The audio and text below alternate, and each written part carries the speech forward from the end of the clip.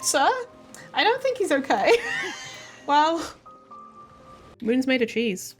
Wake up, sheeple. My is not oven safe.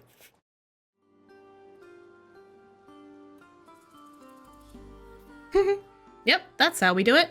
Attaboy, that's it. This reminds me of Grace in ZZZ.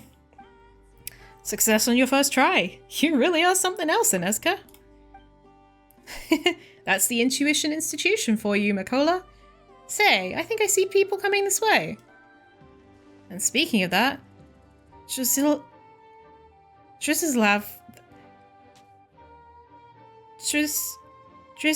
really outdone himself too. 40 plus pages just to introduce each component. My word. Right, Slava's the best at naming stuff amongst us too. Still, why don't you put your stuff down and go see to our guests? Why hello there, my lovely lady. Care for a little game with our dear Bobik? Bobik? That's not what you're calling this giant machine, is it? Spot on. This is Bobik 131, civilian all-terrain transportation device, and our buddy Drizislav's pride and joy. It's just that reading the instructions he left behind gives me a headache. From the knowledge boosts, I mean. Trust me, I'll have a brain as good as any scientist's in no time. Then we'll have Makola's skills, Slava's brains, and my intuition. We'll never have to worry about commission bounties ever again. Isn't that right, Bobik? Bobik makes a beep, clank, boom noise. Yikes! Careful, Harley, or we'll get squished. Oh, don't worry. Bobik's a good kid. He won't hurt you. Very reassuring. Sorry, how is that reassuring in any way? Paimon sure doesn't see it. But operating giant robots is so much fun. Sure, Bobik does have a shocking appearance, but he's awesome once you get the hang of the controls. Wait, so you mean it's fun? Paimon might want to give it a go too. What do you think, Harley? We'll try our hand at the big robot, of course. Nice, that's +2 playmates for Bobik. But before that, I have a very important question to ask you. When operating such large machines, are you the type to rigorously dig through the instruction manual, or will you immediately turn the machine on and use the intuition within your soul to feel it out? I'm on Team Paimon. I'm in the intuition squad. Much like Ineska then. Bet you're amazing too. That leaves me, the last rigorous soul standing, to chew on the documents alone. I knew the path to becoming a scientist was one of solitude. Well, Ineska did just get the hang of Bobik's movement mechanisms. That said, he was primarily designed to transport large amounts of goods.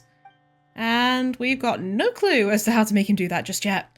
With your help, though, I suspect I won't have to waste time going through all these documents. There's a ton of big boxes we no longer use around here. Try guiding Bobik to arrange them in interesting shapes. Yep, go on, fill Bobik in your bones with your soul. I know you can. Bobik can generate powerful blue unipolar fields to easily move or rotate containers that have red unipolar fields. Unipolar fields of the same color repel each other. If same-colored unipolar fields are placed in opposition, containers will be stacked in an unusual manner. Ineska has provided some blueprints. Why not try stacking the containers in accordance with her instructions? Be nice, Bobik. Harley's a new friend. What she said. Be polite, would you?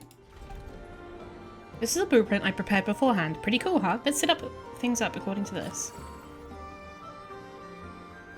Okay.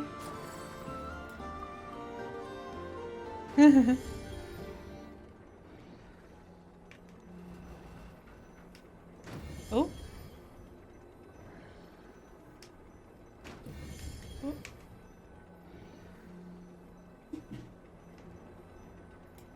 There? How do I drop it? Oh, there. Nice, that's exactly where they need to be.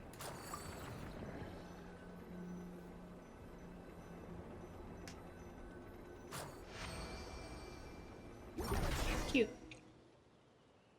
You're pretty good. No wonder Bobik's taken a shine to you. And no wonder Ineska's got her eye on you. You're amazing. No wonder. Wait a minute. When did Paimon get roped into your cheerleader club? Ugh, must have something to do with those puppy dog eyes, Harley. Still, you did just figure out how Bobik works without getting anyone hurt. That is pretty impressive.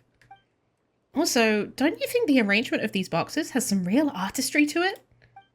A work of art installed by a civilian all-terrain transportation device. Is that what people call installation art? Wait, is that what that means? I never really got it before, but now that you've explained it this way, I totally do. I feel like the outfit that she's wearing feels off for what we're doing and who she's supposed to be. You know what I mean? That's not what that term means. Yep, and you can say we're subject matter experts on that, being part of the Alliance of Artists to overthrow the evil organization and protect the future of Fontaine and all. Wait, what a callback. I'd forgotten about those quests with, her name's Salsa in Fontaine. Wow, that's an awesome name, alright. So artists join the battle against evil organizations too? Oh, how I'd love to join up, but I haven't created any art yet. Guess I'll just have to start today. A scientist mind with an artist's tastes. There could be no better candidate. Don't you think so, Eneska? You bet I do. Well then, please help us turn the rest of the boxes into lovely works of art. Oh, so there are other boxes? These two might be a safety hazard if left alone to handle all of them themselves. Well then, time to enjoy installing some art. Woohoo! I'll pitch in too. You two go ahead first then. Eneska, Bobik, and I will be right behind you. What else will we need to bring? Ah, yes, a Makola. Can't forget that. You speak as if I'm the type to get lost. This is the place. We're not the best at what comes next, so we'll leave that to the real artists, eh? I'm curious, what sort of art will Bobik make? Don't worry, with Harley helping out, it'll be great no matter what it is. Okay.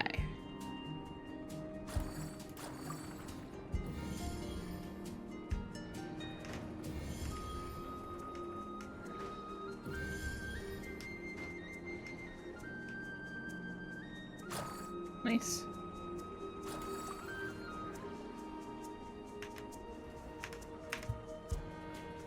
I love this music. Oh yeah.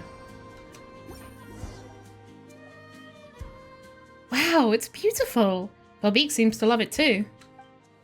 Let me see. Where should we go next? Uh-oh. So that's where you were, huh? Real runaround you gave us there. The device in your possession is now property of the Fatui Task Force, so hand it over. And then scram. What follows is none of your business. Sorry, who are these people? Acquaintances of yours? I can just about tell these are Fatui. Yeah, forget recognizing these chumps. We only have ballpark numbers on Fatui we've handed knuckle sandwiches out to during our travels as a whole. Such insolence. Still, we are not here to fight. Hand the Land Rover over peaceably, and we'll consider overlooking your rudeness. The Land Rover? Wait, do they mean Bobik? But that's not what the scientist who created him said. That's right, Slava told us in no uncertain terms that he'd only give us Bobik if we promised to only ever use him for civilian transportation. Drislav? We hired Drislav. Everything he created, we own. Even the names of said creations. He has no right to transfer ownership of anything involved. Just hand the Land Rover over. We can even overlook Drizislav's theft of key assets and his absconding with them. You're Drizislav's friends, so I assume you're all smart enough to know who has greater authority here. Sure we do, but Makola, have you ever seen anyone with poorer judgment? Oh, I'll say. Drizislav entrusted Bobik to us, so of course we've got to take good care of him. Also, Bobik is just the cutest. You know, like a little puppy. Yeah, I mean, puppies are puppies and humans are humans, and ne'er should the two be spoken of as the same creature. But you know, many pets are treasured as family nowadays. So how could we let strangers just take ours away? Precisely. And we're talking strangers who decided someone else's kid is cute, gave that kid some weird name, and now want to take said kid away. What such people need isn't our cooperation, but a real stern lesson. Don't worry, we're not letting them take Bobik. Fine, then you shall see who the Land Rover's real owners are.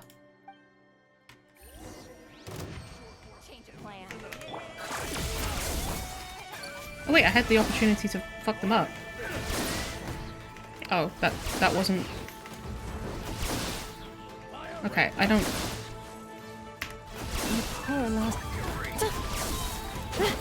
Wow, you're awesome at fighting too.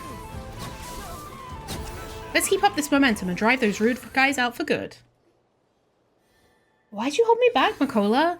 I wanted to give those lunkheads a piece of my mind too. Don't be mad, Ineska. Don't be mad. We should pity such loveless folk. To go nigh insane with jealousy upon seeing two happy families bringing their cherished pets out to meet new friends. Huh? Wait, two happy families bringing their cherished pets out to meet new friends. Are you saying that Paimon's Harley's pet?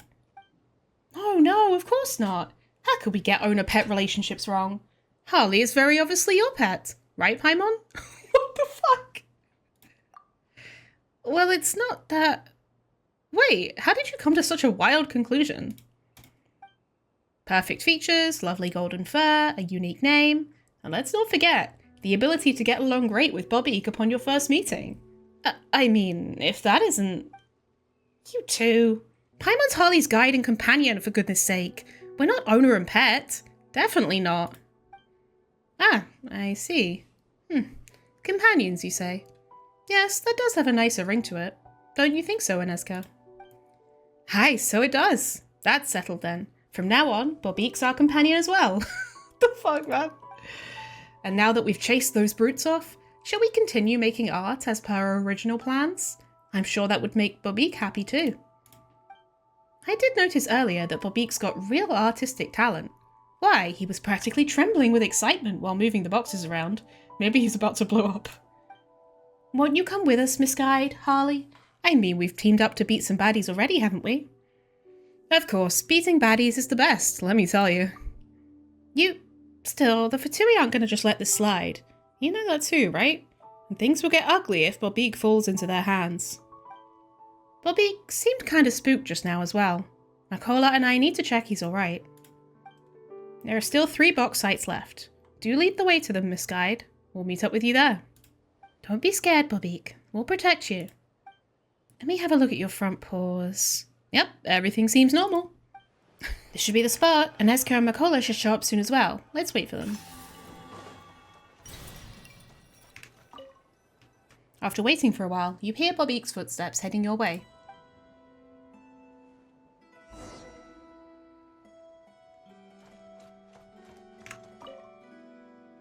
Oh, Bobbeek's got more boxes to play with. This is going to be awesome.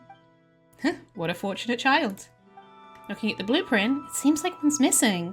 Ah, a container fell down. Let's use that crane over there to lift it up. What? Oh, there we go. You're just here. I'm glad you're here. That's very important.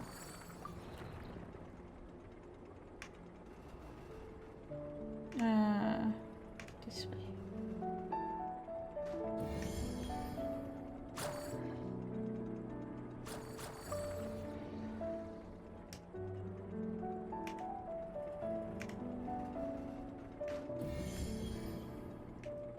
Oh, wait. Oh. Hello? Wait, actually, these are exactly the same. Oh, there we go. Hello? Are you... Oh, wait. Don't worry about it.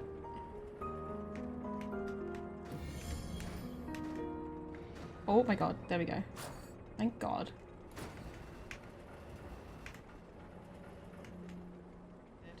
That should do it, right? It all looks pretty good. Very soon, Ineska arrives with Bobbeek and Makola in tow.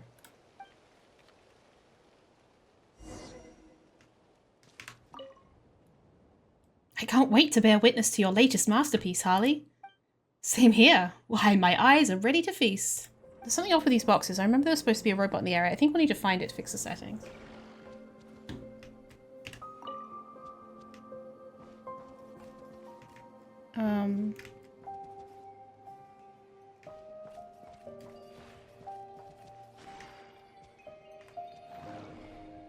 Perhaps we have to push the container over to this position. I hadn't realized that at all. Good work, Harley.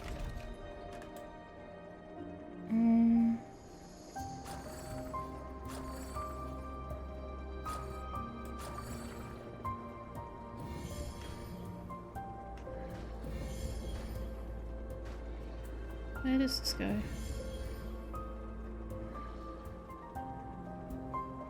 Wait, what? Where does this go? Oh, wait, hold on. Like it only... Oh. Okay. Wait, I can't pick that up? I also can't pick that up. I also might be stupid. It's fine.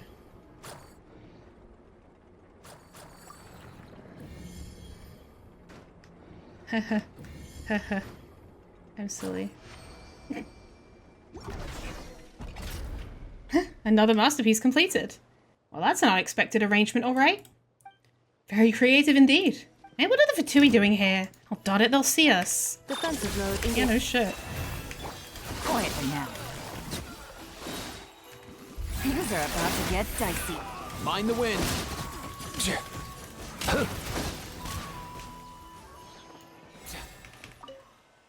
Before long, Aneska and company arrive as agreed.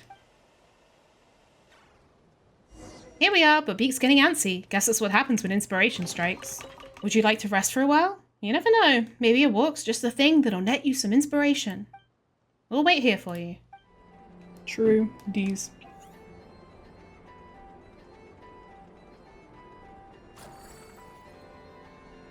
Okay, so that needs to go...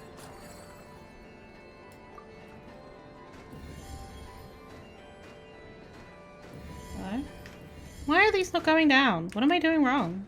Oh, wait. Huh. Oh! Oh! Ah.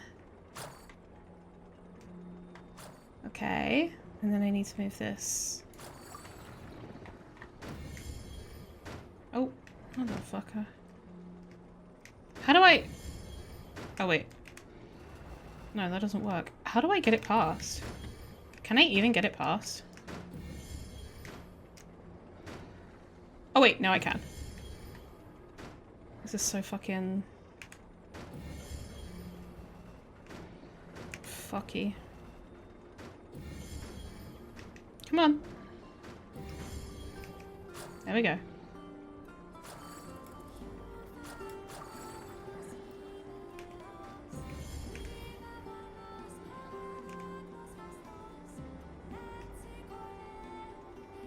Nice, let's go. That's our installation art complete then? Not that I really understand it, of course, but it sure is pretty. Of course it's pretty. You took part in its creation, Aneska. Come now, we must take a photo to commemorate this. Oh, we're gonna do that too? Of course, it's a collaboration between us after all. Let's find a spot with a beautiful view from which we can see every part of our installation art, and we'll take that picture there. Excellent! And I'll see if I can get Bobique to strike some to strike some fabulous pose or another. Hang on a moment. Looks like something's happening over there. It's those guys from just now. They must be here for Bobique. What are those suspicious things flying around him? Uh-oh. Huh, worked a dream. Quickly, take the Land Rover back to our garrison and hand it over to Lady Alochka. That's for you, meddling fools. Bobique? Why are you going with those villains? Didn't we just become companions? They must have pulled some kind of dirty trick. We've got to catch up with them and get Bobique back. Ugh, out of the way, you pests.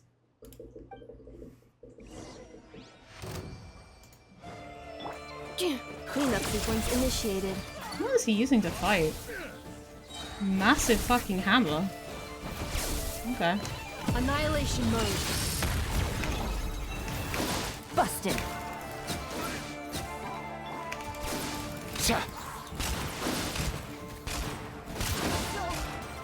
It's Bobique. They're just up ahead. This is your final warning. Your little pet has now become a fearsome beast under Fatui command. Take another step, and it'll tear you to shreds.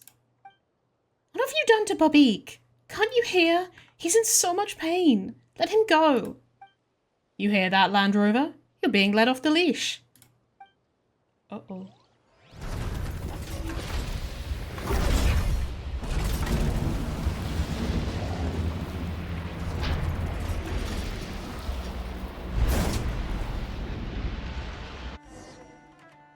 After dodging the attack, you find that the Fatui have retreated into the laboratory. Aneska, are you alright? And what about you two? I'm fine. What we need to do is catch up with them. We can't let them into Slava's lab. Ugh, we were so close, but no dice. This is bad. We're treasure hunters, not phantom thieves of any stripe. Getting doors open isn't our strong suit. What? Why is she dressed like that if she's a treasure hunter? Did they use the wrong fucking model? Like, what? And knowing the kind of cautious fellow Drizislav was, the gate to the lab in which Bobik was produced and maintained is almost surely locked using some high-tech means. A frontal breach might be untenable. Did he leave you two any keys? Huh, right, he was your friend, and he did leave you Bobik, so he trusts you for sure. You should probably have the lab key, right? I'm afraid not. We're good friends, insofar as downing 8 mugs of alcohol together at the Flagship might form some bonds. That's on you, Makola. If we had only grabbed one more drink, we would have become true friends for sure. Is that how good friends are made? In that case, we must be best buddies already, what with all the Fatui we've downed. Well said indeed. I knew you'd charge in alongside us to wrest Bobik from their grubby paws. But we haven't figured out how we're rushing in yet, have we? The lab's gotta have ventilation ducts. That's a good point. It's a place where manufacturing and repairs are done. The people inside would choke to death if there were no vents. So let's head up above this cave and check, shall we?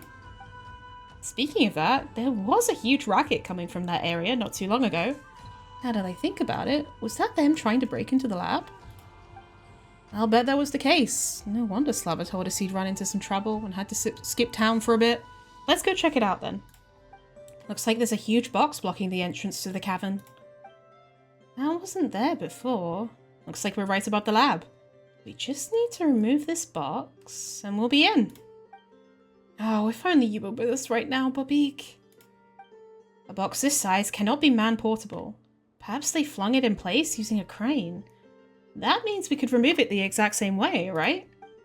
Let's go see if we can find anything. I'm worried about Bobik. He'll be fine. We've got Harley with us. His rescue is all but guaranteed. It's those bad guys. We have to take them out before they can contact anyone in the lab. For the everlasting earth. Gotcha. Busted. Mind the wind.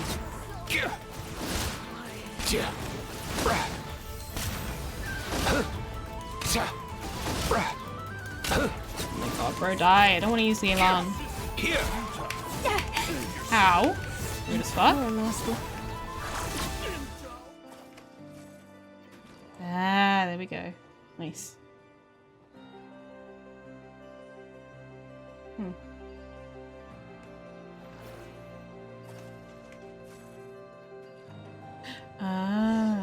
There's an opening. It looks like a ventilation duct. Nice. Come on, let's get in there. We've got to save Bobik. The lab's down there. And those bad guys who kidnapped Bobik too.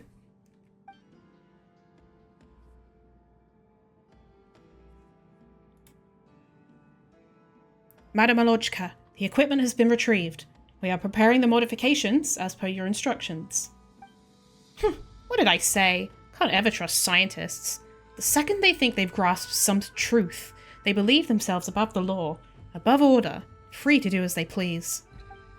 Turning such a powerful weapon, capable of rewriting the script of a battle, into a civilian transportation vehicle? Is this some kind of joke about the principles and the need to stick to them? Or are they just running from the power they might wield? It's a pity the world doesn't turn on wishful thinking. Power must be used wisely, not frittered away on meaningless posturing. Don't worry, Land Rover. You will soon have the power that should always have been yours to command. Looks like they're about to do something to poor Bobik. How dare they? We can rush in now, right? Right? Bobik is a civilian all-terrain transportation device. That's right. We've got to teach them a lesson they won't soon forget. Come on, let's get in there. I can't wait a moment longer. Aneska, please, don't be rash. We must act in concert with our bosom companions, or not at all. I'm sorry, what? Insulation chamber. Game's up. Fun's over. Quietly now. Busted.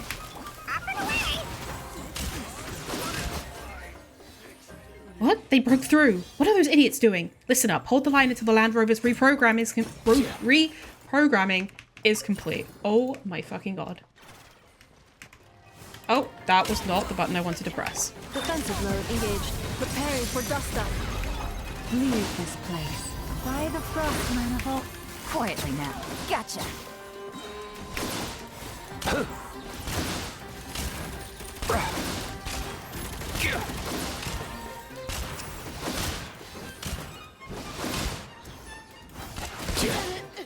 Take too long. Nicola, are you alright? We're all good. We've taken care of the Fatui, no sweat. Nice! And I found the control panel used to reprogram Bobique. I'll be honest, it seems pretty complicated. Don't use that yet, Anezka. Wait for us to... Sorry, what did you say? Couldn't quite hear you. Like I said, the panel looks too complicated, so I just pressed some buttons based on my intuition. And guess what? That stopped the program rewrite. What the fuck? Thank goodness. But while the rewrite did stop, the panel's all frozen. Won't respond no matter what buttons I press. What do I do now? What? Did you seriously just go crazy on that panel? What would you have done if you activated some kind of self-destruct instead? Don't panic just yet. I'm sure the manual Drizislav left us mentions what to do in this situation somewhere. Just give me a moment. I've heard it said that turning it off and on again works. Huh? Why hasn't Paimon heard this one before? Did you just intuit it or something, Harley? I found it. If program rewrite failure results in control panel freeze, manually restart energy source and connect backup program module to the control panel. The restart should be quite easy, right? We just need to find something that looks like an on-off switch. But what is this backup program module again? No worries. There's no wall Harley's intuition can't get us over. Indeed, where instructions fail, intuition must carry the day. I too shall look and see if we've missed out on any clues. Please help me check the area, would you? I'll be flipping through Slava's documents. Perhaps we'll find some other clues there. Ah, silly me. How could I forget? That's right. You can flip this switch to restart the power. The control panel's frozen up again, I expect. Also, if you do want to reset Bobique, do remember to pick the backup program module up. That worked! Now we just need to find that backup program module, and we're golden. That voice just now, that was Drizislav. Fascinating. It was almost like he was in the room with us. He really is a genius scientist. Looks like he left himself a whole lot of reminder notes. That should make it easier for us to find clues though, so thank goodness for his terrible memory. This thing doesn't look like a backup module. Let's keep looking. If you need help with carrying this stuff, I'll get Kakuku on it. Oh, Bobique, just wait a little longer. We're coming to save you. I've wasted 26 minutes today just looking for things. Looks like I'll have to categorize my experimental supplies by serial number. Yes, my next task shall be to design a placement record table. This must have been a note that scientist guy used as a reminder to himself, right? There's something written on the back too. Note to self. If the backup program module is not to be found here, try the platform instead. You'll find a robot nearby with a pointing arrow. Looks like the module is on a platform with a robot that has a pointing arrow. Let's go see where we can find that. Found it! This must be the backup program module.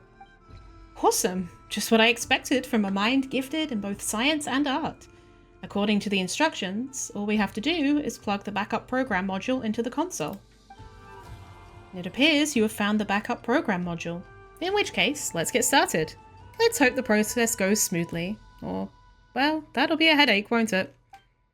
Bobby, come back to us! Return to being the civilian all-terrain transportation device you were meant to be. Come back to us, Bobique. You're Drisislav's pride and joy, after all. You're our good friend, Bobique. Please come back to us. Backup program module write successful. Don't forget, you can manually input other parameters here. Manually input? What does that mean? The instructions state that any manual parameter inputs will be inscribed on Bobique's underlying systems. That said, wouldn't setting him to default do just fine? No, that would be the Fatui stuff. Wait, does that mean that Bobique will follow any parameters we sneak in here loyally and to the letter? In that case, could we write Bobique shall honor Anezka as Queen of all Tevat and swear to defend Anezka and Makola with his life, for we three are the best of friends, never to be parted? Don't do that. Bobique might malfunction if we put that many weird commands into him. Shall we have Harley make the decision? She did find the backup module after all.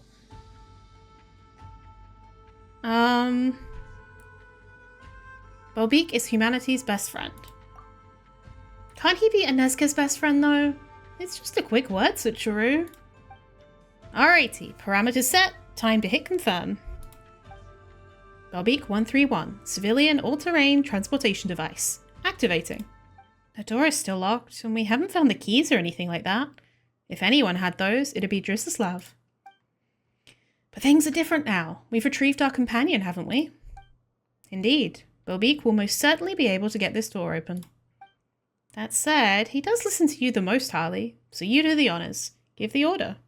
Bobique, show forth your power. Open the door. That's right, Bobique. We're counting on you to get us out of here.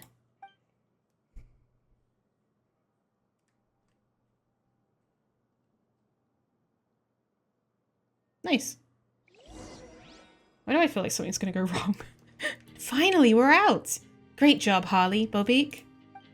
You did good too, Anezka. Really, you must teach me how to operate Bobique properly. Haven't you read Slava's instructions front to back to front already? Shouldn't you be teaching me instead? Ah, but with you and Harley as my tutors, I doubt I'll need those documents any longer. Well, as it happens, we've got a whole bunch of boxes right here. Why don't we test Bobique's recovery real quick? Okay.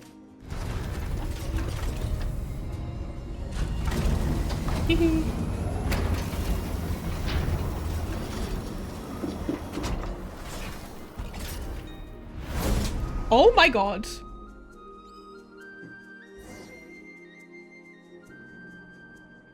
Oh, shit. Wow, Bobique's strength really has grown massively. Paimon just heard the sound of a box falling into the sea. Oh, awesome! That's our Bobique, alright. That sounds dangerous. Thank you so much for your help, Harley, Paimon. There's no way we could have saved Bobique on our own. But now he's all better, and stronger than before to boot. Next time trouble comes a-knocking, we'll be better prepared as well. We're blasting off again! Ding! Right, didn't we say that we'd take a commemorative photo together? Things were so chaotic earlier, I almost forgot.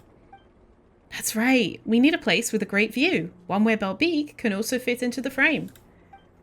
You come to a spot outside the lab with good lighting, and the perfect place for a good group photo. This place works, I'd say. So are we ready? Let's take a picture in 3, 2, 1, Bobique!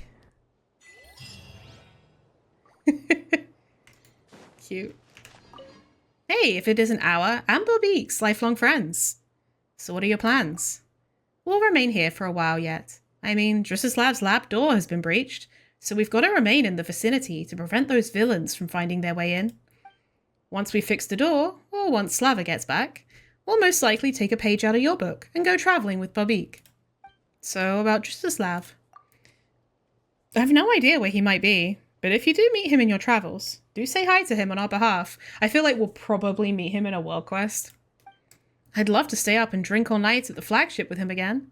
I feel like he's probably fucked up and run away to get away from the Fatui. So how's Bobique doing? Oh, miss him already, do ya? Don't worry, just come over whenever you're free, and you can play with him. You're not sure what's going on, but you approach the little girl. Watch out for those weasel thieves. They've been hanging out in Moleyvalley for a while now. If they get you, you'll become a person with no shadow too. I like her hair. Weasel thieves? Where? Also, what do you mean, person with no shadow? Huh? Whoa, what's up with that machine? Are the weasel thieves using it to attack us? What the fuck? Those ones were raised by humans. Might even be smarter than humans too. That's how they chased all the big guys away. Now, and the big guys have tried and failed to do this before, you just have to remove the energy core and you're golden. They've never actually done it though, so it can't be that easy. We can stop the weasel thieves by grabbing the energy core, right? Come on, Harley, why don't we give it a go? We can't just ignore something dangerous like that when there's a little kid running around. Seeing as it's the great Paimon asking, I could never refuse. Just keep your head down here, okay, little miss? Oh, right. What's your name again? Aren't you the littlest miss here? I don't get it. Whatever, I'm Aoni, and you should call me Big Sis, littlest miss. It's only proper. Let's just leave the titles aside for now. Come on, Harley. We've got weasel thieves to bring down a peg or two. Should we bury it by the sea or on top of some small hill? What? Oh my lord.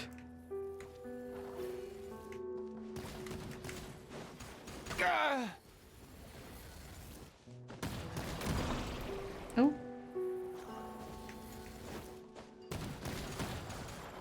That should do it. Ah, it got away. We should ask Aoni what's going on first, Harley. Wow, you were way stronger than those big guys, Harley. I guess size isn't everything. Right? Harley's not the tallest person ever, but she can thrash monsters 10 times her size easy. Oh please, I just dabble. Paimon's the real thrasher. Eh? Flattery won't get you... Well, it might get you half Paimon's share next time we eat something nice. How's that sound? Then you can kick the weasel thief big bosses out of Moleyvalley, right, Harley? This isn't their home, but they're always making a mess of it anyway. Funerals that should have been held can't be, and Grandpa Moley might have gotten killed because of them too. But if we're going to hold new funerals, we'll have to find all of them first. Huh? Did weasel thieves really... Also, can Paimon ask, when you say funerals, do you mean that people want to hold them here? Why here of all places? Of course they do. I've made all the preparations, and I've thought of what songs to sing too. Here, have a look. But do be quiet. Let him rest quietly. Aoni takes a small matchbox from her pocket and opens it. A beautifully coloured beetle lies on a flowery lining cloth within. There are even a few white petals adorning the scene. He's gone to his eternal rest, so we've got to hold a funeral for him. But all the places I picked are those small hills with machines on them, and they've all been occupied by weasel thieves. If Grandpa Moley's family haven't fled by now, they're probably dead. That's how badly the weasel thieves destroyed their home.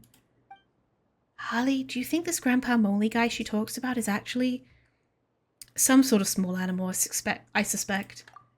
Yeah, Paimon thinks so too. Probably an animal friend of hers. How do we just, like, have this random fucking telepathic communication, bro? How about we help you catch these no-good, evil-doing weasel thieves? And as for Grandpa Moley's family, we can look for them once we brought those thieves to justice. How's that sound? Huh. You're real good people, you two. I'll invite you to the funeral for sure. Well, you don't have to do that exactly. Okay, in that case, you can have the sugar sculpture I bought earlier. Huh. I guess it's already gone. Well, I've still got the pocket money Jova gave me. You can take that and buy some sugar sculptures for yourselves. If you ask people for help, you gotta repay them, and you gotta say thanks. That's the right way to do things. Ah, Paimon, to think you would seize candy from the tiny hands of children. Hang on, why are you making Paimon out to be some kind of villain? Still, you're super polite for a little kid, Aoni. Was it Orny? I don't know. Thanks, but you're each getting enough more for only one sugar sculpture. Buttering me up won't get you any extra. And then you're surprisingly practical about things like this. It seems like we're dealing with more than one weasel thief, right? Yep, that's right. The one that ran off just now isn't the weasel thief big boss I saw before. In fact, I've got no clue how many brothers he has. But you can find the same robo-claws that fire bullets over there, so we might also find more weasel thieves there too. Alright, we're not letting those weasel thieves get away this time. We've got to teach them a lesson. Here it is, just like we thought. Remove the... Don't know what the fuck that said. Okay.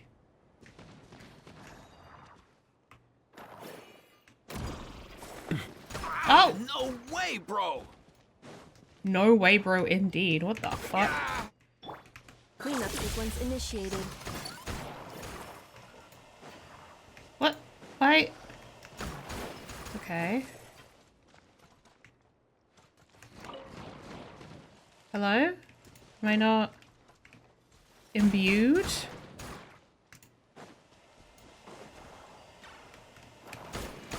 Oh my fucking god. Defensive mode engaged. Can I not?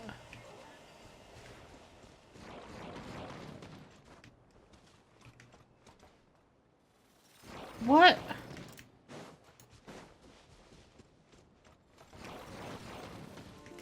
What am I supposed to do here? This is so annoying. I thought I was supposed to take that with me, but maybe I'm not. Oh, I guess not. Estimating value of acquired items. Okay.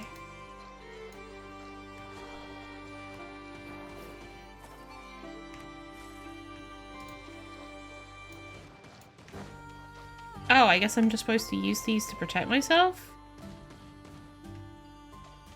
Huh.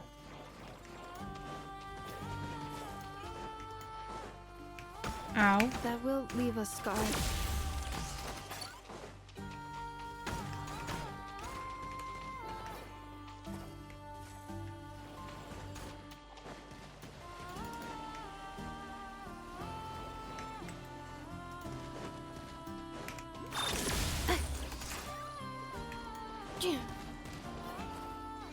Okay, yeah. Oh. Hello? God, these mechanics are so funky. What the? That's too far away. Oh my god, bro.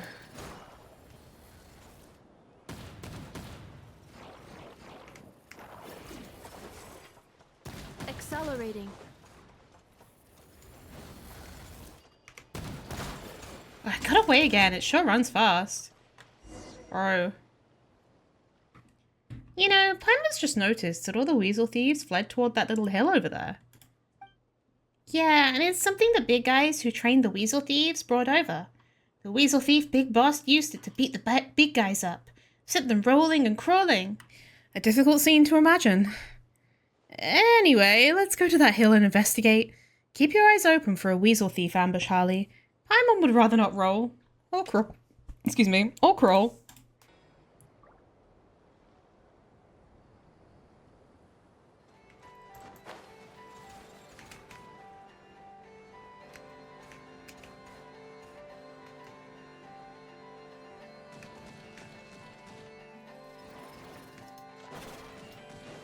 Cleanup sequence initiated.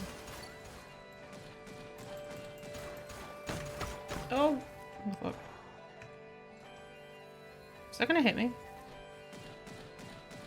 Oh yeah, it fully is. Okay. Accelerating. Oh my god. Hazardous device alert. The hazardous device will fire special bipolar projectiles from its core. However, since these are bipolar objects, when in an empowered state, characters can attract them and turn defense into attack by throwing them back at the core. Oh, okay. What? How do I do that? Oh. Ah, like that. Okay.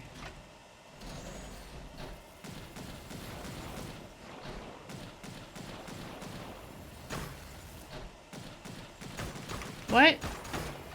Defensive mode engaged. Nice.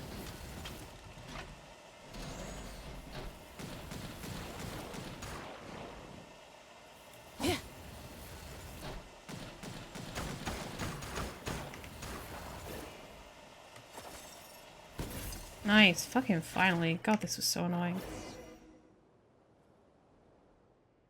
Alright, time to surrender. Huh? Seriously? They all ran? And in different directions too? Harley, Arnie, each of us gets one. Don't let him get away this time. Caught you. Wait, no. Fuck you. Come back.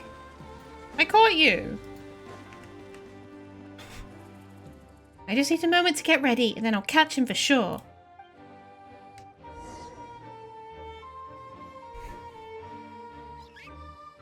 Huh, it's the end of the line for you now. Huh, this is my first time seeing the Weasel Thief Big Boss up close. Oh yeah, you've got to call him Big Boss too, Paimon. What? Fat chance Paimon's gonna call some Weasel Thief Big Boss. You're right, bad kids can't be bosses, can they? And no one's going to attend their funerals either, if they even hold them. Alright, I heard Helka say that there are strange people who eat strange meat, such as meat from weasel thieves, and there are those who like to collect specimens. Whether eating or collecting them, there won't be any need for a funeral afterward. Whoa, Annie, are you seriously saying all that scary stuff with a straight face? This one looks terrified. Stop! Don't you dare run! Huh? It doesn't seem to be running, but waiting for us? Well, let's go see what's up. Blocked. Maybe we'll find a way through if we break these rocks. Oh. Harley, should we go in and take a look? Who knows what's inside, though? Hopefully not a trap. If it's a trap, we'll just hand the Weasel Thief Big Boss over to the people at the Flagship. They'll know what to do. Now that you said it, they probably won't dare lead us into a trap. Whoa. Luxurious chest. Oh look, it's the whole Moley family. Grandpa, Papa, Mama, little Moley, little Moley, and all the rest. Oh, so they're sniffer moles. Wait, how do you tell them apart? They all look the same to Paimon. By their personalities, of course. You'll understand if you get to know them. But they all have the same bad habit of begging for stuff from humans. Poor critters. If we went extinct, what would happen to them? Humans? Go extinct? While sniffer moles survive? How could that happen? Big Sis Linnea says that animals go extinct for all sorts of reasons. That means humans can go extinct too. How did you not know that, littlest Miss Paimon? They say that insects predate humans. And they'll probably still be around when we're gone. Wait, so humans are going to lose to insects? Ugh, Paimon's kind of peeved by that. Anyway, back on topic. What are we going to do about these weasel thieves now that we found our moles? If no one's got a better idea, let's just hand them over to the Flagship. Treasure! Or is it a bribe in this situation? Whatever. Since they're giving it to us, we might as well take it. Well, they seem sorry at least. Let's let them off the hook this time, Harley. But not because they gave us treasure, of course. Uh-huh. Huh? Why are they going that way? Should we follow them and take a look? Records updated. Great, everyone's still here, and no one's turned into a shadowless mole.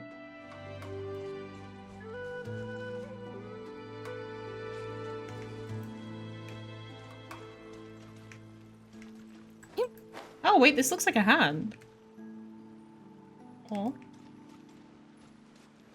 I think he was hiding something like this. Gets us a weasel thief for you. Oh, just a bolt.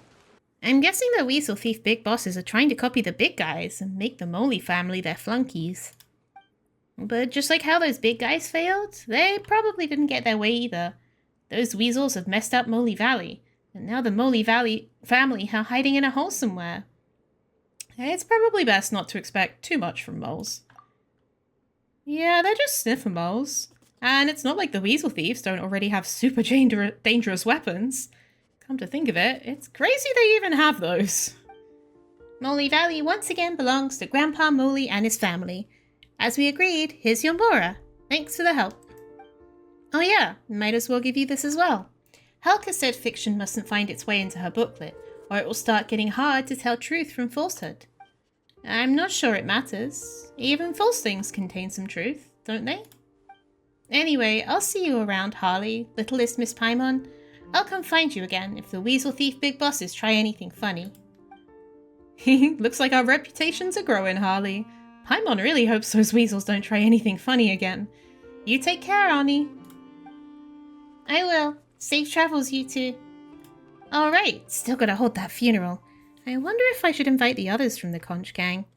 Tell me about the conch gang. Sniffer moles more like sniffer balls? Interesting. Tell me about the conch gang. Oh, would you like to join too? If you do, Yeva's the guy to ask. He'll be at Speranza. Although if there's going to be a vote, Helga's not around right now. But that's fine. I'm sure Yeva will find a way. About the sniffer moles. I'd guess they'd started picking up human habits from living alongside us for so long. Weasel thieves do this too. And so do the Saurians in Natlan, or so I'm told. I'm not sure if it's a good thing or a bad thing, though. Grandpa Moley and his family live in a cave deep in Moleyvalley. It's damp and smells like old tree roots. Life there was peaceful and serene before the noisy big guys dragged their metal to the gorge.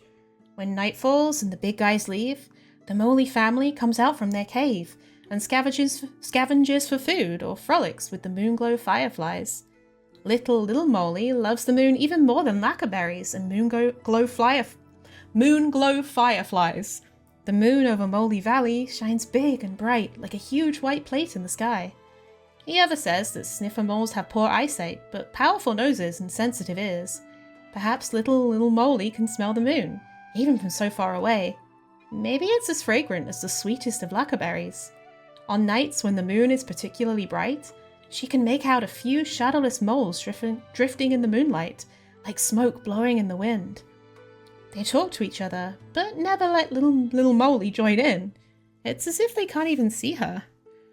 Maybe it's because little Moley still has her shadow. She's heard that mysterious groups have their own secret rules, like the Hollow Hands. Maybe she needs to be introduced by a shadowless mole, or complete some sort of arcane ritual, before she can do more than just listen from the sidelines. Though as far as little Moley is concerned, even just listening to them speak is engrossing. One of the sniffer moles comes from far away. It seems he doesn't have a home, and so he can rest his head anywhere he chooses. He claims to have been to snow-capped mountains, passed through sandy deserts, climbed towering peaks, and walked along the bottom of the deepest oceans. Do those places have fresh lacquerberries? One of the local moles asked. As far as I know, they don't, but they have many other delicacies. Upon hearing his response, the local mole scrunched up his face. It appears he likes lacquerberries quite a lot. Little Moley loves lacquerberries too, but she also wants to know if she'll like the other delicacies the shadowless mole mentioned. She left Moleyvalley once before to go on her own adventure, burrowing into the soil for a long time to reach a place full of big guys. She went at night, and there was so much noise and so many lights that she could barely follow the direction of the moon. She smelled many smells there, though most of them were unpleasant. Eventually, she followed the familiar scent of lacquerberries to a place piled high with fruit, including many types she had never seen before. They smelled delicious. She hoped she might take some with her, just a few would do, but luck wasn't shining on her that day. Sometimes that's just how things are. When she returned to Moleyvalley, she found that everyone had been worried about her. They were shocked to hear she had travelled so far away. Wasn't life in Moleyvalley perfect? Why would she want to go anywhere else? So little Moley told them what she had heard from the shadowless moles. How could there be moles with no shadows? You must have been dreaming. Her brother, little Moley, said in disbelief. He didn't approve of his little sister leaving the valley, and neither did anyone else. For them, after all, there could be no fruit in this world as delectable as fresh lacquerberries. If she didn't see the shadowless moles the next time the moon shone bright, she would accept that this was all just a dream. After all, little Moley was perfectly content with life in Moleyvalley. But the next time that huge white plate rose in the sky, the shadowless moles rose with it, repeating their conversations from before. Since this was no dream, it must be guidance from the moon. Little Moley was overjoyed. Beneath that radiant moon, she once again set out alone, leaving Moleyvalley behind. Though this time, she did not know when she would return. For who could say if she would find something even more scrumptious than fresh lacquerberries in the snowy mountains, sandy deserts, or wherever else she might end up. I should have brought more lacquerberries. When Lauma was here last time, it seemed they were handing out food. Hello, Harley. Are you here for a Feast of the Moon? I'm so sorry, but you might have to wait a little while. What is a Feast of the Moon? Huh? Didn't you get one last time? Oh, right. Lady Llama organized that one. And I guess she didn't mention the meal's official name. Simply put, a Feast of the Moon is a free meal we Frost Moon Scions distribute to those in need. Helping such people has ever been one of our traditions, though it used to be limited to the area around Hisi Island. But under Lady Llama's leadership, and with everyone's help, we've gradually expanded our reach. Lady Llama says this is part of spreading the Moon Goddess's favor to all. There's a saying that goes, the first fruit of the harvest must be placed upon the moonlight altar, not as an offering to the gods, but as a spark for... what was the rest of it again? Anyway, this shop is one of the main distribution points for the meal. And I manage almost everything here by myself. Pretty impressive, right? We've had a lot of trouble getting the meals out in Nashatown, but I believe in what Lady Llama says. We really can help more people out this way.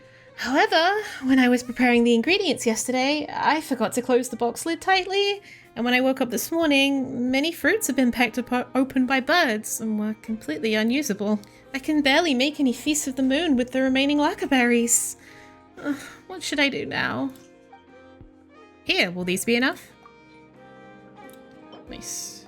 Do I really only have 13? I feel like I pick them all the time. These will be enough. Thank you so much. Just a moment, I'll prepare the most delicious Feast of the Moon you've ever seen. Liliki rushes to the kitchen and throws herself into preparing the Feast of the Moon. It's ready. Please have a taste. Thank you again for your help. Should you get hungry next time, please feel free to come by. I'll prepare a special portion just for you. Hey friend, just gonna shoot targets all day? Doesn't that get a little dull? With skills like that, why not try trading a few blows with us? Just a few? I can trade more than that if you'd like. That's the spirit. Nothing beats a good old brawl between real fighters, am I right? Belov, how about you start us off? Go a few rounds with our guests, why don't you? You got it, boss. I'll end this in 3 moves. Or Belov, or however, I don't know. Here comes my bounty. Busted. Gotcha. Here comes the Blows with the homies. Let's go. So true. I love to trade blow with the homies. Sorry, boss. I let everyone down. Hey, it's no big deal. They're just messing around. Belov, go take a breather on the side. You got some sick moves, friend. The name's Terho. Pleasure to meet you. I'm Harley. Pleased to meet you too. I can tell you've seen your fair share of real combat. Guess we'll need to step it up. That last bout didn't count. Let's go again. Inkali, you're up. Boss, you only think of me when we're in trouble. Honestly. Well then, skilled one, shall we begin? Come here, you Oh, I didn't rascal. mean to fucking do that. Well, annihilation mode. Leave this quietly now. Game's up. Fun's over. Mind the wind. absolutely fucking wrecking them. I lost? To some random passerby? This can't be real. So even Inkali couldn't win. I've definitely been taking you too lightly. It's not your fault, boss. Who'd have thought that someone that strong would happen to walk by? Boss, we can't let them off the hook. Oh, so we're not just here to spar then? Don't get the wrong idea. Inkali just means we can't give up on winning so easily. After all, we're treasure hunters with a reputation to uphold. Harley, I formally issue you a challenge. This time, it's not just for fun. Let's go all out and see what we're really made of. Then I'll take all 3 of you at once. Alright then, we won't hold back. Defensive mode engaged. You poor last land. By the frost moon of all. Gotcha. See how you handle. Busted. Things are about to get dicey.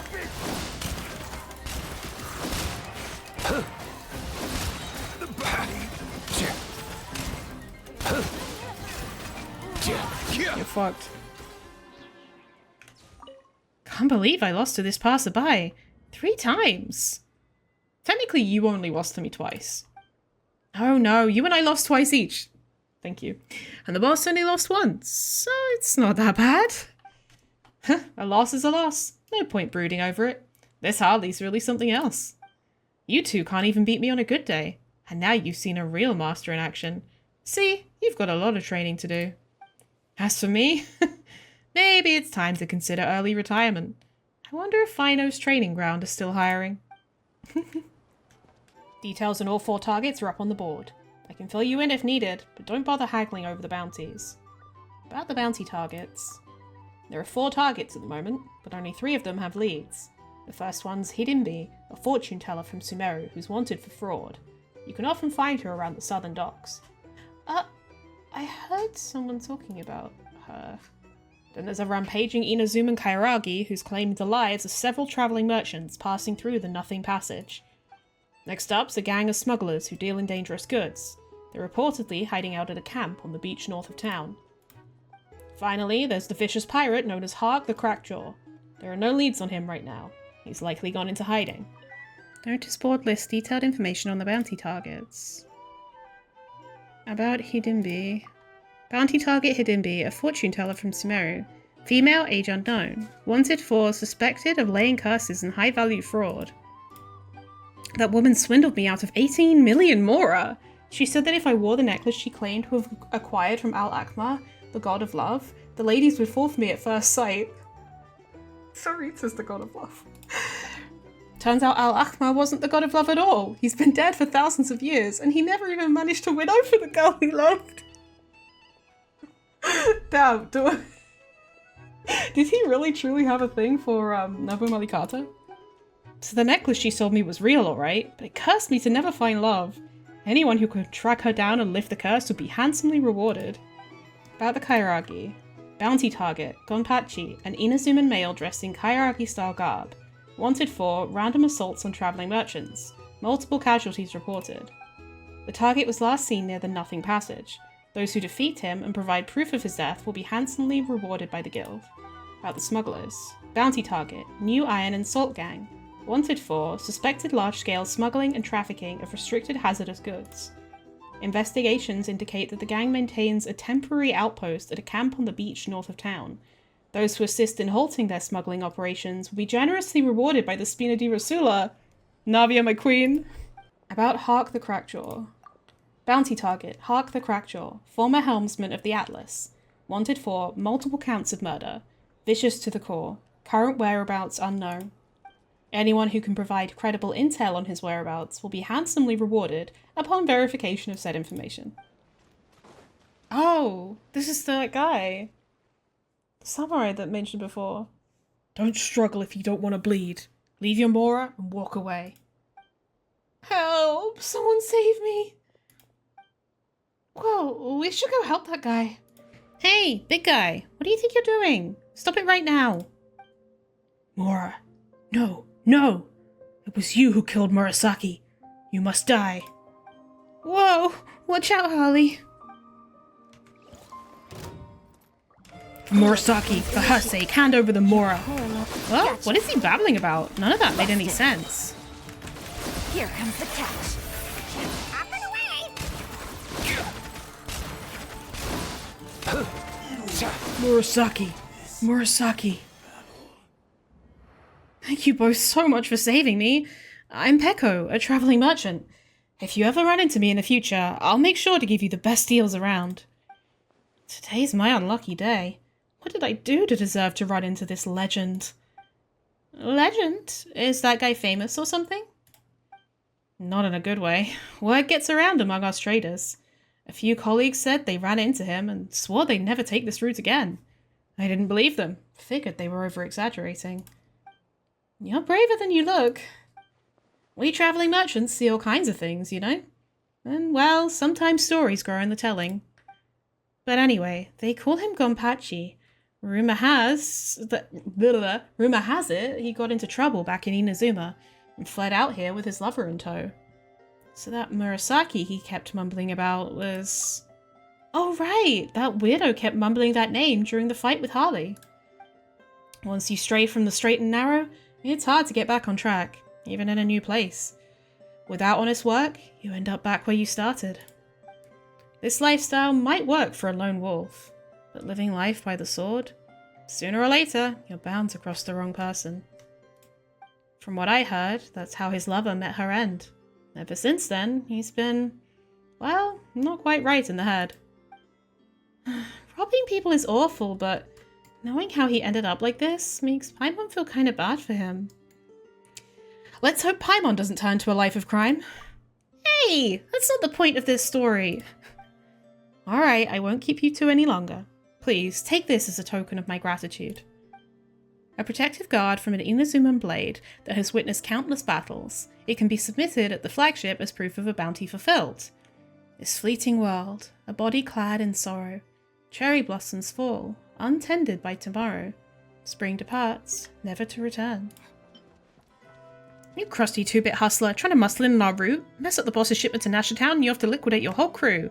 Liquidate? I'll freeze your whole crew solid and then walk off with the goods. Hey Harley, looks like they're going to start a fight over there. Hey you, Blondie. Perfect timing. This punk's cruising for a bruising. Lend a hand, and I'll make sure you get your cut. What are you playing at? Calling in backup because you know you can't win? Fine, two can play at that game. Listen here, lass. Help me take this guy down, and I'll split the Mora with you. Wait, we're just passing by. Oh. Rob them all? Yeah, I guess. Treasure hoarders, is it? No worries, I'll handle you all. Too right! We're honourable adventurers. There's no way we're helping any nasty treasure hoarders. If someone's up to no good, we're going to put a stop to them. Defensive road is... You poor look. Quietly now. Busted. Up and away!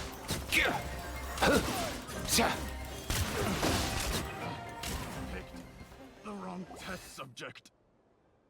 We showed them. Can you believe those treasure hoarders thought we'd play muscle for them? Justice always prevails in the end. Totally. Though now we sent them packing, Paimon's a little bit curious as to what exactly is in there that they were fighting for. We're not exactly doing justice, I feel like.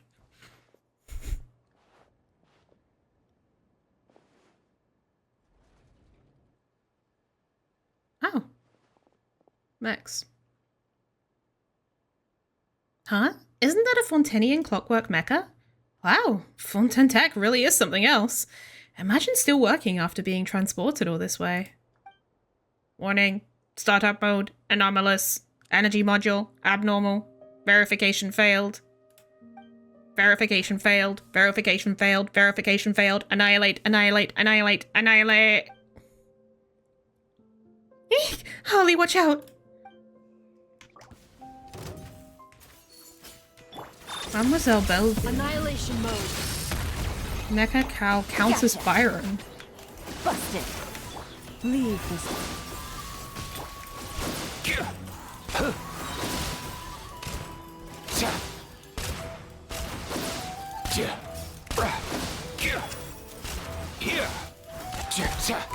Why can't you play nice? At least that's finally over.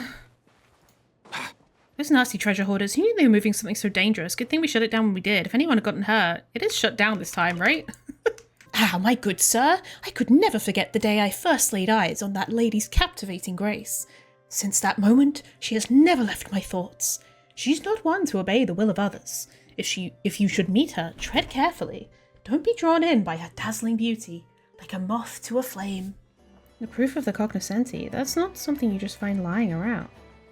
Proof of the cognoscenti? Wait, are you talking about what Paimon thinks you're talking about? Why are you crowding around? We're discussing something super top secret here. A clue about Reed Miller's great treasure. If somebody overhears it, it's not really a secret. Fair point. In that case, let's team up. I've been struggling to scrape together enough startup money anyway. One share for me, one share for you, and one for the flying one. That's 3 shares. 500,000 more each. 500,000 more? Fieri, didn't we agree this was supposed to stay between the two of us? I only told you because I trust you. But 1.5 million more? That's way beyond the sort of startup money I could raise on my own. I can just about to scrape together 500,000. And these two look like seasoned adventurers. If we team up, won't our chances of success go way up? I have high hopes for you, Vieri. And if you think you found the right people, then I'm willing to give you a shot. Now, as for our flying friend here, given her unique physique, it's only fair she receives special consideration. Ooh, is that a gift for Paimon? Sort of. It's like a special version of Natlan's standard strength tonic. We tweaked it so it works for more people, even people who fly. It's totally safe. As for the price, normally it goes for 2 million mora, but since you're with Vieri, I'll give you the friends rate. Just 1 million. What do you say? 1 million mora? It's a special surprise gift, Paimon. More like a special surprise heart attack. Exactly. Miss Hidimbi, I don't expect the flying one to be of much use anyway.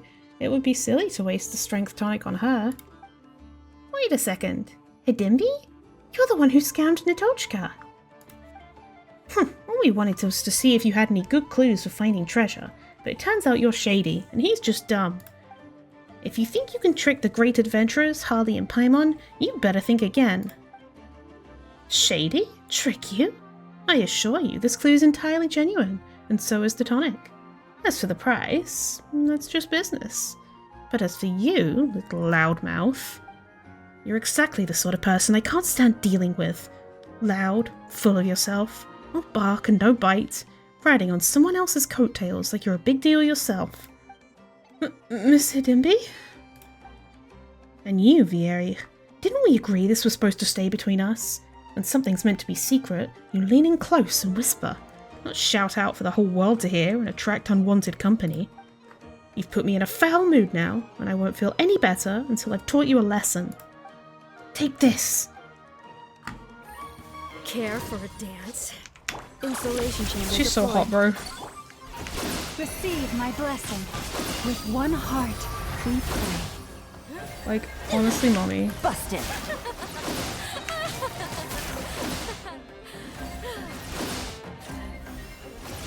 Dance with me. Let's go.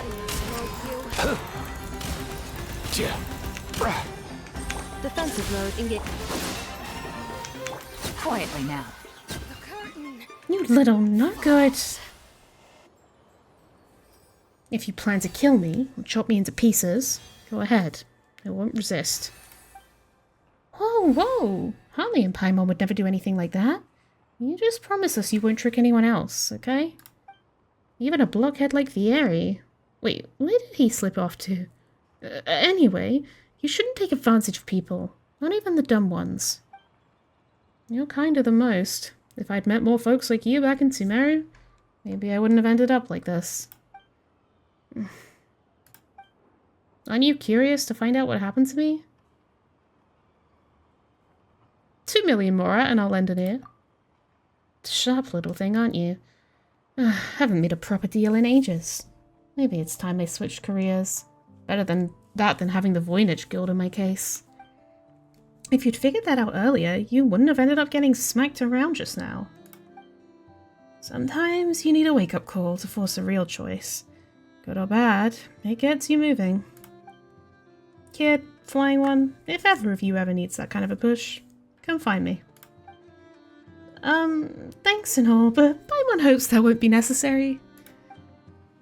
Hidimbi leaves her piece of red satin behind and waves goodbye as she leaves. Miss, did you see those rock crabs? I think they're performing some kind of ritual. That's probably just how they live their lives. Really? Oh, I think I get it now. There are a lot of people in Nashatown just like those rock crabs. Some walk arm in arm, while others greet each other with fists and kicks, before going their separate ways. I guess it's just how people in Nashatown live their lives too. Exactly, you catch on quick. Miss, can you persuade all these rock crabs to go inside the small pond? Just like calling all the treasure hunters into the flagship at once? The results would be so interesting to see. I really want to see what happens when all the rock crabs get together in one place. Miss, are you free now? Let me give it a try. Yay! I'll leave it to you then. Oh. Hello, can I move?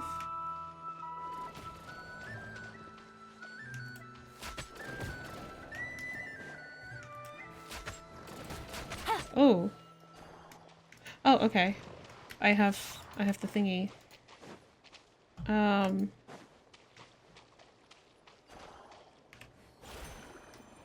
Oh, wait. What? How do I...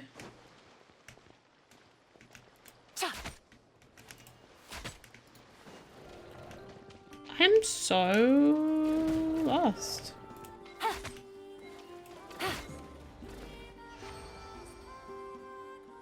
What? How did I do that? I only had 3 in out of 5. Okay. A chest full of... That was a bit of an anticlimax. It looks like the rock crabs aren't as prone to fighting as humans. What? Okay. Slightly aged notice.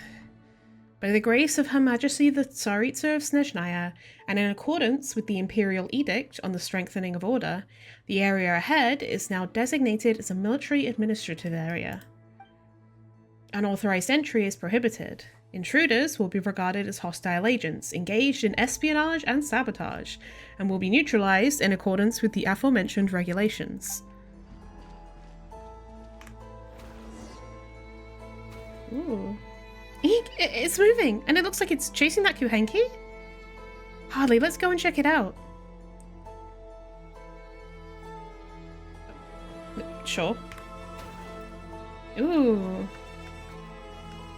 I'm so smart. Oh, private notes. 2. Something's not right. Petrenko said he heard a blood-curdling wail in the night. Somewhere between the ragged breathing of a vile beast and the dying screams of a wounded man. He swore on the Tsaritsa's name. None of us heard it, not even Elena, who was on watch, but we found strange marks near the camp, as though someone had dragged something through there. Whatever it was, it can't have been alive. No living creature leaves marks like that. Captain Volkov suspects Professor Preobrezhensky and his underlings of playing tricks. He got us to set up a bunch more traps around the camp and even activated those defensive robots, the ones that are more valuable than all of us combined. I have no idea how he's going to explain the resource expenditure to his superiors when this is all done, but I'm sure he'll think of something. Professor Karnatsky's research seems to be progressing smoothly. He even found time to expound upon one of his discoveries to us rank-and-file soldiers. Up to now, he's only ever referred to us as dim-witted lackeys. His emaciated face was flushed red behind a shower of spittle, like a dying man gaining one final moment of clarity. There was something unnatural, even detestable, about his expression. He talked about how he had extracted the purest primal light from the moon shard, and how he would tear open the veil of the world, igniting the first spark for Her Majesty's wishes. I didn't understand what he was saying, so I nodded along and wished him a swift conclusion to his research. That's what the Fatui are trying to do. I said they're trying to use the moon's power to blow a hole in the firmament. I'm literally the smartest person ever. I asked Captain Volkov if I could be the one to hunt today. I need something to distract me from my thoughts. The temperature these past few days has been unusually cold, and the air is filled with the putrid smell of mold and decay. The goats were abundant when we arrived here, but now it seems they're all in hiding. Perhaps our hunts are to blame, or maybe they're sheltering from the cold. Even so, I didn't have to travel far from the camp before I finally found one. Found is the only word I can use. It certainly wasn't hunting. By the time I arrived, the goat was standing transfixed, like a deliberately posed corpse, a very ungoatly expression frozen on its face. Its eyes were cloudy and protruding outwards, puffed up like a pair of fish eyes. But it wasn't a corpse, it was alive. Until the moment I cut its chest open, its heart was pumping blood. Ugh. until the moment I slit its chest open, my blade plunging into its heart, its foul-smelling blood spraying across the ground. Okay, this is graphic.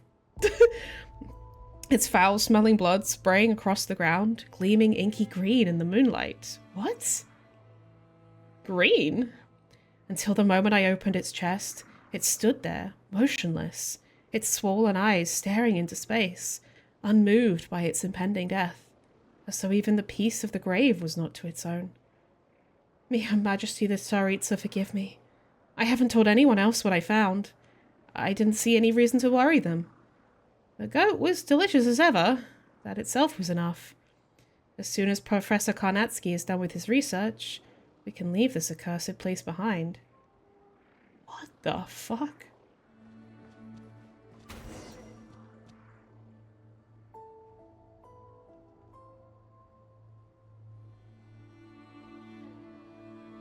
What kind of fuckery?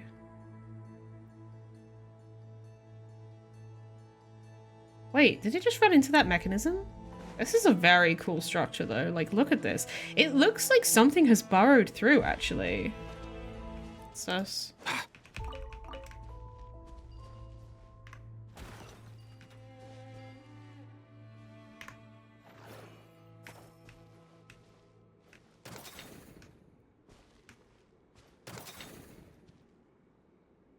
Oh, up there.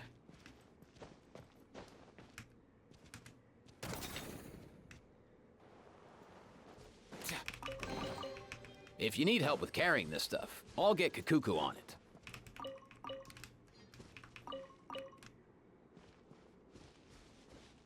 Wait, we mean you no harm. We're just passing adventurers. Fine, guess we have to take down the mechanism first. Branch into song. With one heart, we pray.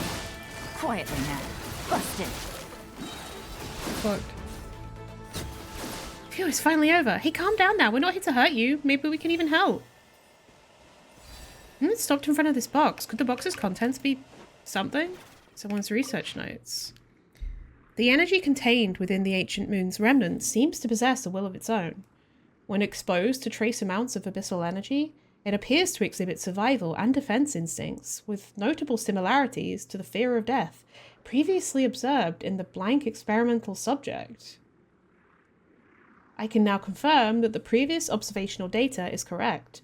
The purer Kuvaki energy contained within the moon fragments is, definitively speaking, close to a primordial form of life. Through inducements, I have already taught it to replenish its energy by killing and consuming living things. At the same time, it exhibits faint altruistic tendencies, which hold the subject back more than they benefit it. I must find a way to remove these.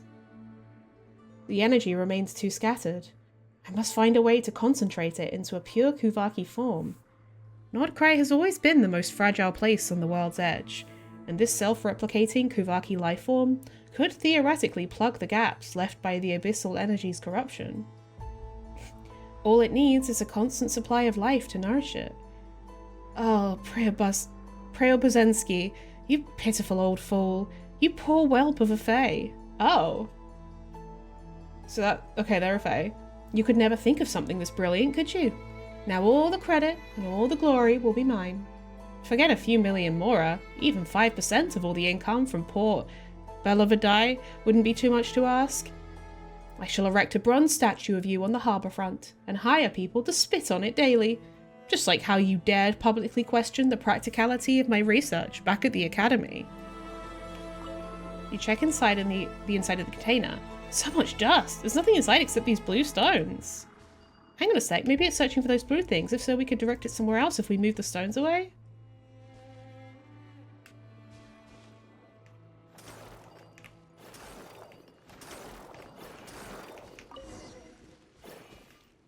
Okay.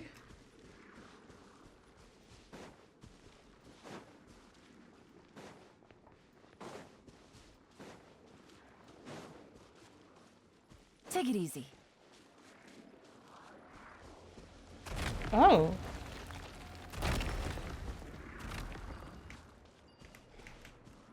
Wait, what? Okay.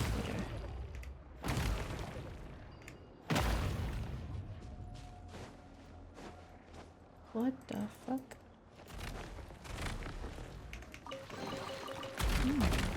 Easy money.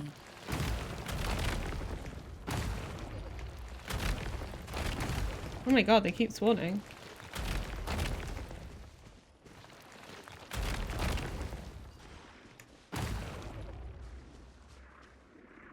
Okay.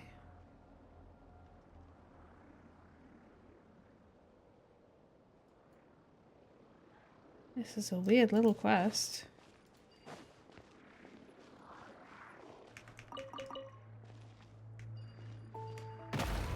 Oh, it's possessed something again, huh? Wait, it doesn't look right. Could it have been caught by the Fatui's mechanisms?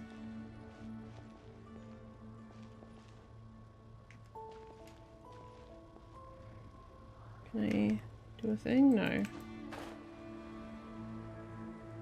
Oh, we're back here.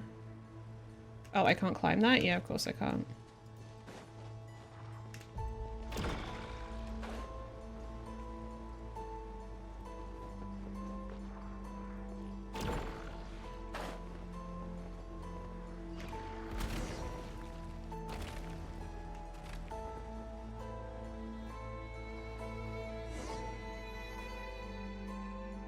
Huh?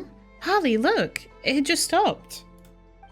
If it really is a Sealy, then there should be a treasure around here, right? But, Paimon can't see anything. Well, since we're already here, why don't we keep going on a bit? This gorge doesn't look that long anyway, and heading back might actually take more time. Alright then, I'm counting on the world's best guide. No problem. Harley, let's get going. You soon arrive at the other side of the Nothing Passage. Huh, I wonder what would happen if you said, like, oh, just follow me. Harley, look, there's a light orb over there too. It's a different colour from the one we saw before. Just as Paimon thought, it's moving like the red one we saw before. Come on, Harley, let's go take a look. I guess if you just said, like, oh, I want to go another way, it would have just let you just kind of wander wherever you wanted to. Oh, nice. A chest full of valuables and a trove of potential clues. There's like so much Kuvaki energy here. Oh.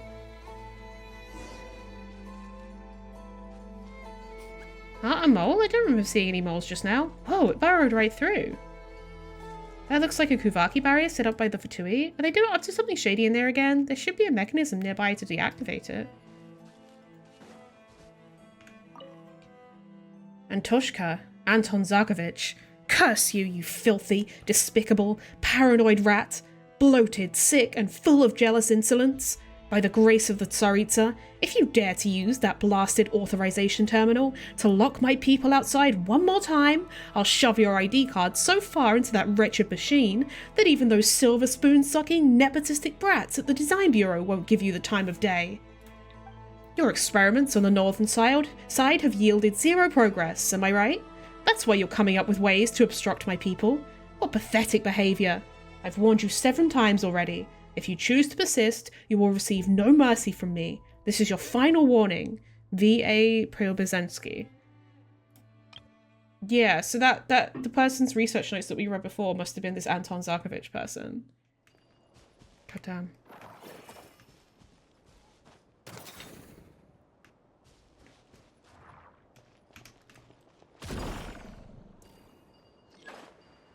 Range limit exceeded. Oh. And how are you supposed to...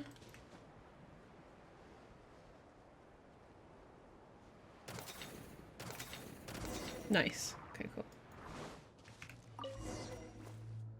That's the light orb from before, so it was hitching a ride on a mole.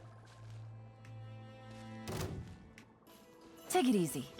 Insulation chain. Leave this. Game's up. Fun's over. Gotcha. Busted.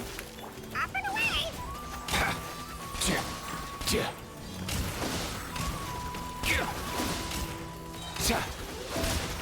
I'm still shielding, thank you. Huh? What's this camp over here?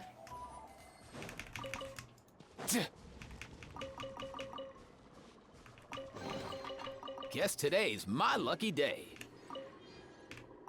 Private's notes. Number 1. It's been 3 weeks since the porridge chick posted me up here. Compared to our recruits, who are stuck collecting materials for the design bureau, I suppose I should count my blessings. It's not like there's anything else to do around here.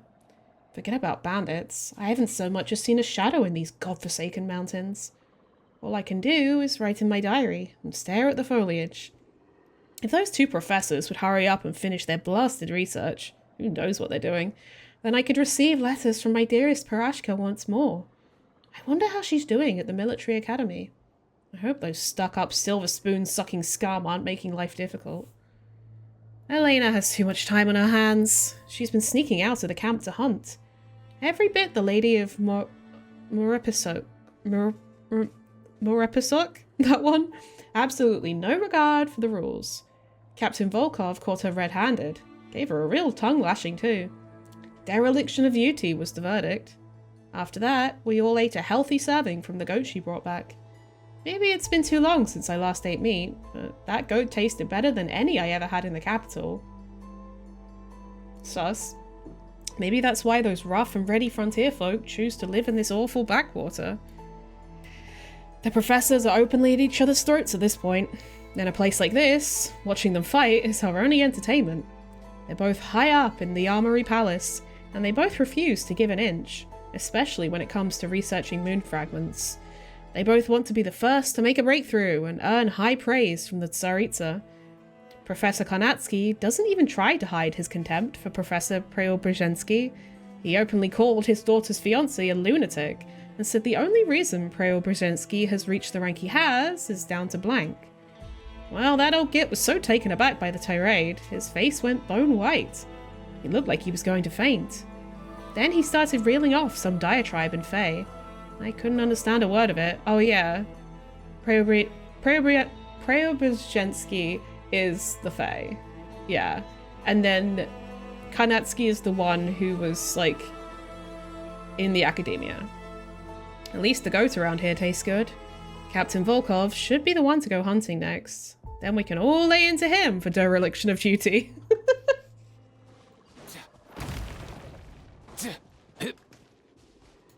Just...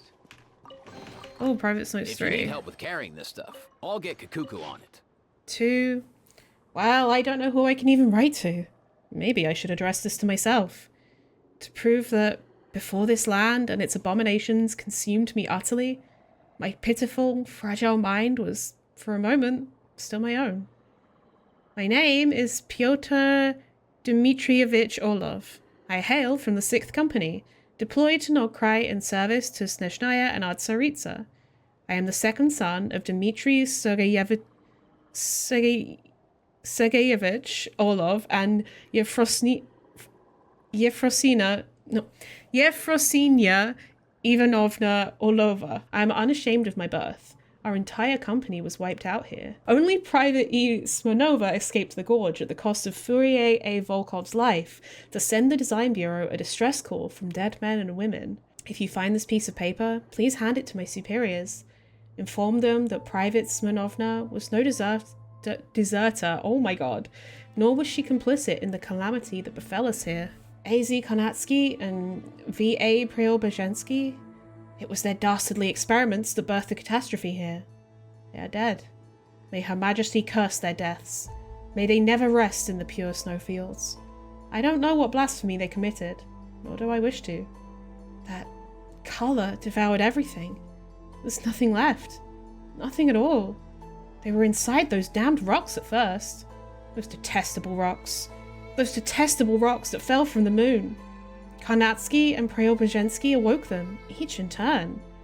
This is followed by a dozen or so counts of barely legible and base vulgarities. I don't know what they want. They are coming. Dearest Paraskyevia, my Parashka, please forgive your big brother. Your Majesty, forgive me in all things. They are coming. Save me. They are coming. I don't want to die. I don't want to die. I don't want to die. I don't want to die. I don't want to die. I don't want to die. I don't want to die. I don't want to...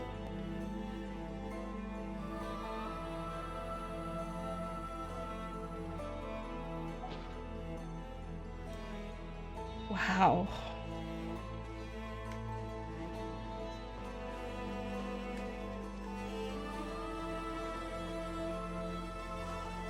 That's intense. Yeah.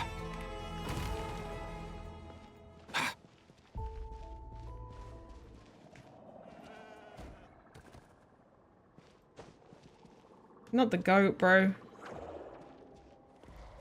Whoa, did it attach to that goat this time? What is it even looking for? Oh, fucking fuck. I got smacked my head.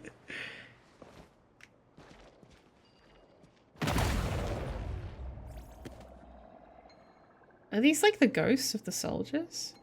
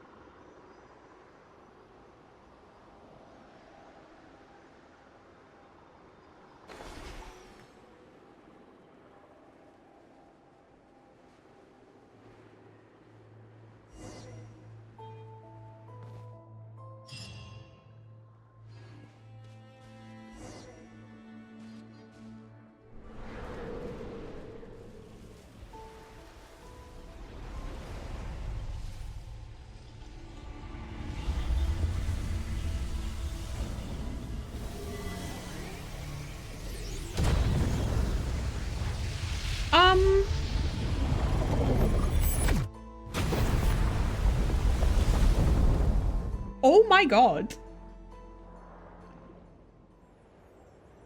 What the fuck? Is this a wormhole?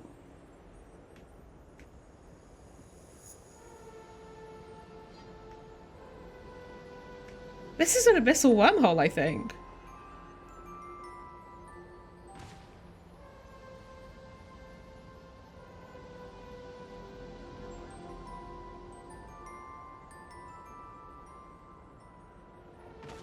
Whoa.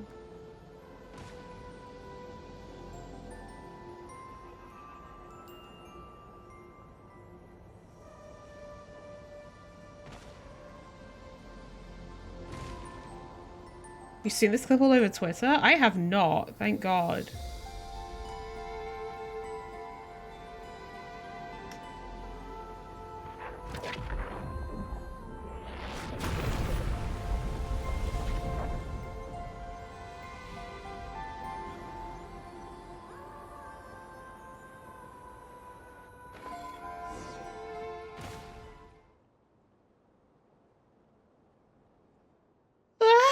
There you are, Harley.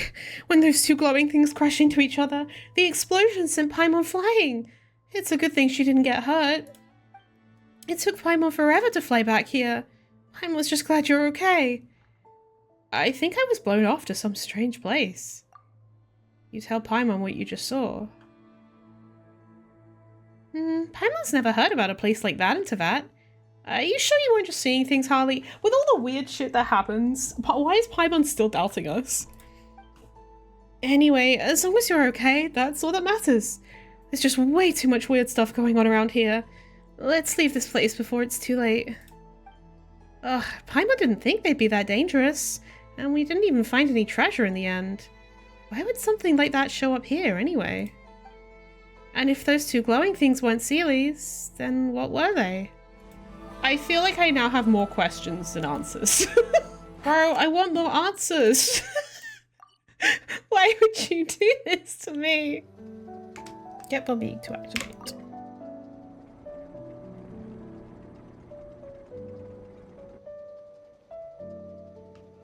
Vitui definitely didn't put this there for anything good. Let's destroy this device.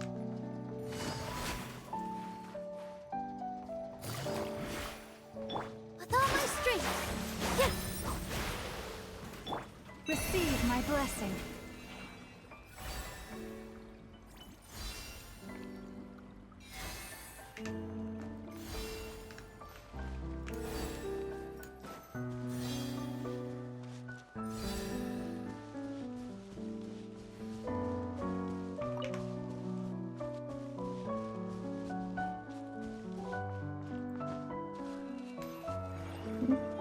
Oh. Mysterious mists and viridescent mossballs. By switching forms, Kuhenki can traverse the mysterious mist to arrive near the viridescent mossball. But be aware, even though Kuhenki in different forms are attracted to mists of different colours, when they encounter a mist which is the same colour as themselves, they will be repelled. Oh wait, no. Okay. Oh, I see, I see. Okay, I get it now.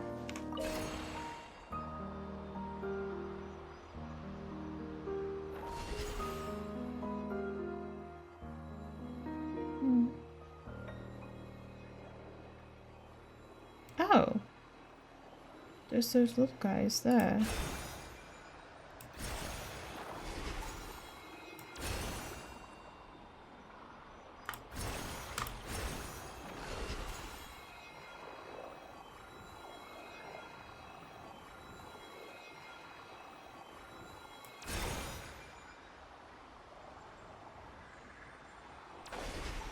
What? Oh, I forgot to... Aha, so when I click it changes my color, okay. I see, I see, I see. Because it repels me. Okay, I understand now. Oh, this is just an uncolored one. Huh.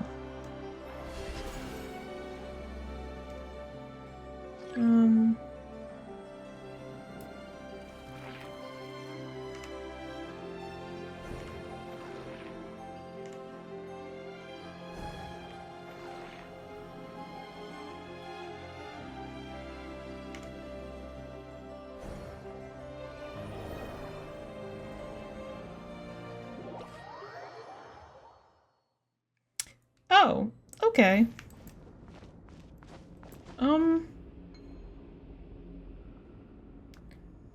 What the fuck? Hey Bestie, you good?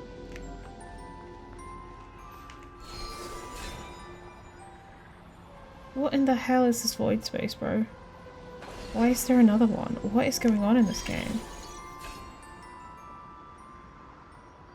What the fuck is happening in Nodkrai?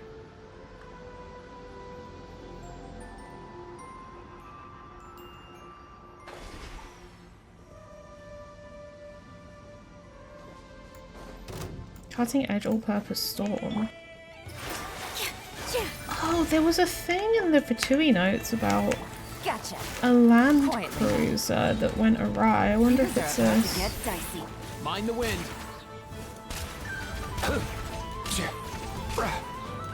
This is actually tanky, wow. Come here, you little rascal.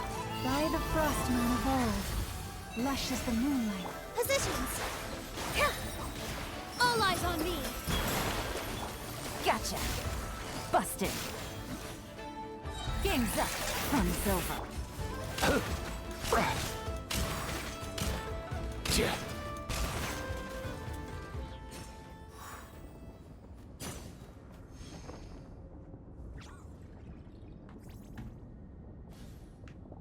Okay. Are we just going for a wander? Oh, use Kuvahi to interrupt the enemy's actions. Oh. Nice.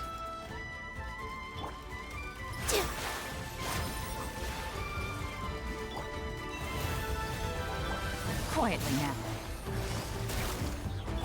Let's go.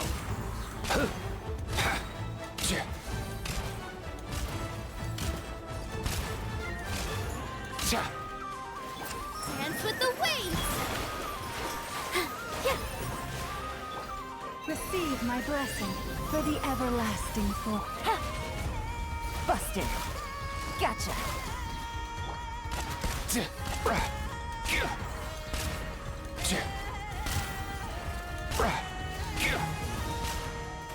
Oh, there's more? Okay. With all my strength. Branch into song. Things are about to get dicey. Quietly now. Gotcha. Oh my god, even more. Wow, okay.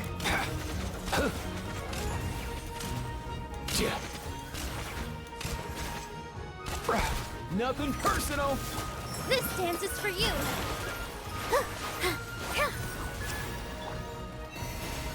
By the Frostmoon of old. Here comes the catch. Busted. I can barely breathe. Oh dear.